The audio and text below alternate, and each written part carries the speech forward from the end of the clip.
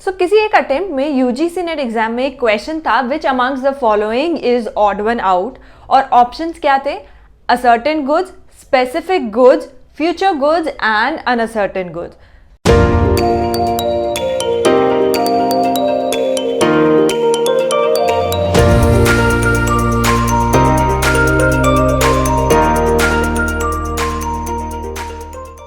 Hi everyone, I'm Megha and welcome to UGC Net with Megha, and in this video we are going to cover the heading different types of goods under the Sales of Goods Act 1930. So basically जो question UGC net exam में पूछा गया था उसको answer करने के लिए आपको ये जानना बहुत ज़रूरी है कि गुड्स कितनी कैटेगरीज में क्लासीफाई होते हैं और उनकी डेफिनेशन यानी कि उनका एग्जैक्ट मीनिंग क्या है। सो बेसिकली गुड्स तीन कैटेगरी में क्लासिफाई होते हैं, तीन मेजर कैटेगरीज होती है, एग्जिस्टिंग गुड्स, फ्यूचर गुड्स और कॉन्टाइंजेंट गुड्स। एग्जिस्टिंग गुड्स वो हैं जो अभी करंटली इन एग्जिस्टेंस है, यानी कि रेडी है, मैन्युफैक्चर्ड है, उनको बनाना नहीं है या कुछ भी करना नहीं है उन गुड्स के साथ, वो रेडी है already and ready to sell है, उन्हें हम कहते हैं एग्जिस्टिंग गुड्स। नेक्स्ट कैटेगरी होती है फ्यूचर गुड्स की, यानी कि वो गुड्स जो फ्यूचर में एग्जिस्टेंस में आएंगे, अभी रेडी नहीं है बट कॉन्ट्रैक्ट के बाद वो एग्जिस्टेंस में आएंगे। जैसे कि मैंने 10 kgs ऑफ राइस का कॉन्ट्रैक्ट किया है किसी के साथ, तो वो राइस उस फार्मर के पास अभी नहीं है, वो फार्मर उसे उगाएगा, प्रोड्यूस करेगा और उसके बाद में मुझे देगा। तो ये हो गए फ्यूचर गुड्स जो फ्यूचर में रेडी होंगे।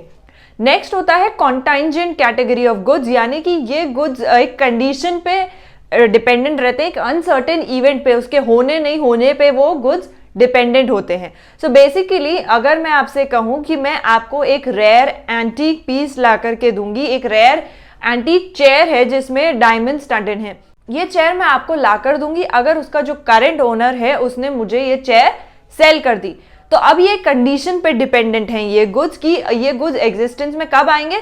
जब वो मुझे ये प्रोडक्ट सेल कर देगा, तो ये मेरे लिए गुड्स बन जाएगा, तो मैं आपको प्रोवाइड कर सकती हूँ। तो इसमें कॉन्टाइंजेंसी है, ऐसा हो भी सकता है, ऐसा नहीं भी हो सकता है।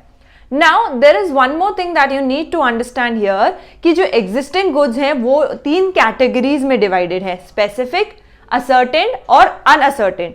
स्पेसिफिक गुड्स वो हैं जिनको स्पेसिफाई कर दिया है कि मुझे तो यही प्रोडक्ट चाहिए है जब at the time of entering into the contract, यानी कि मैं एक शॉप पे गई और मैंने शॉपकीपर को बोला कि मुझे आईफोन 11 चाहिए, तो मैंने स्पेसिफाई कर दिया है कि मुझे आईफोन 11 ही चाहिए, बिफोर कॉन्ट्रैक्ट ओनली मैंने कह दिया कि मुझे आईफोन 11 चाहिए।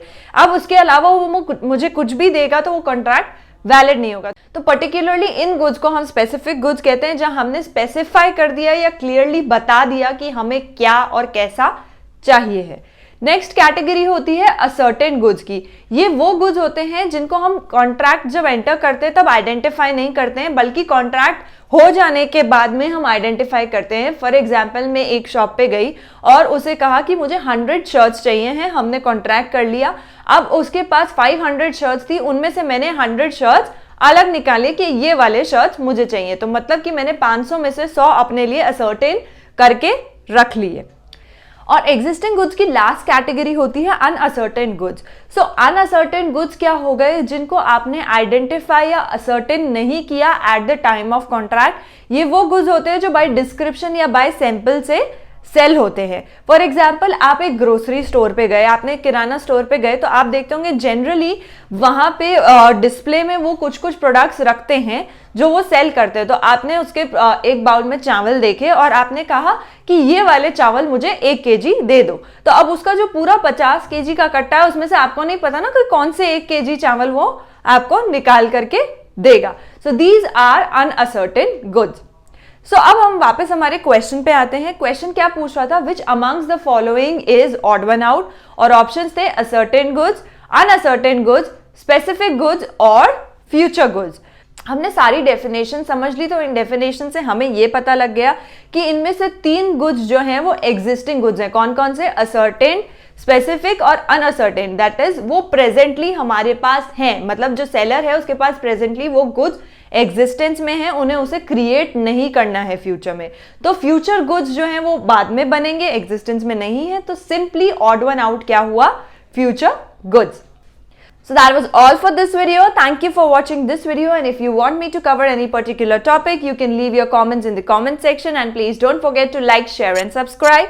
And for more details on our online course, visit our website www.ugcnetwithmegha.com, and for regular updates, follow us on our social media handles.